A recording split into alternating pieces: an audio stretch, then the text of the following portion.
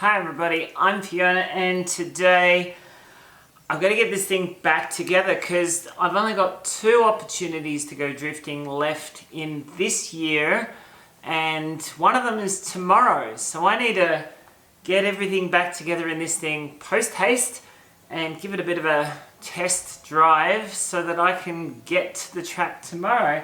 I've got this diff out, so the diff's been reassembled with the new twin stud GK Tech rear hat. I've got to just put on the front bushings and put some oil in it, gear oil. I've also got these rear subframe bushing inserts that I want to put in while I'm there, which it's not a lot, doesn't seem like a lot, but to get that done means I can drive the car, and once I can drive the car I can check that it's good to go, and once it's good to go we can go drifting. Wish me luck.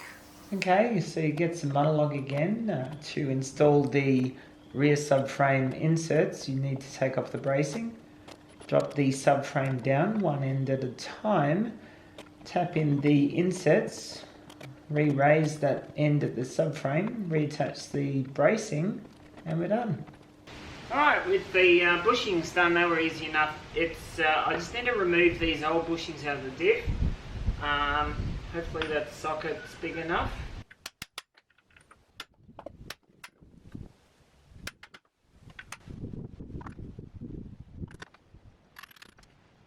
Here it is. It's the R200 diff with the GK Tech rear hat and bushings on it. It's all finished now, except I just need to put some oil in it.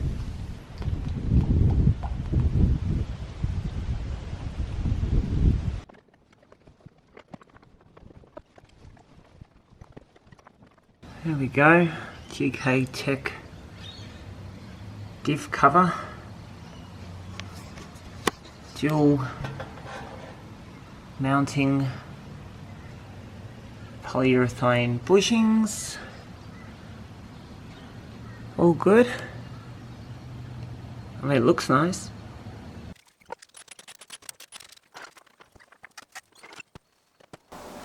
Alright, so truth time.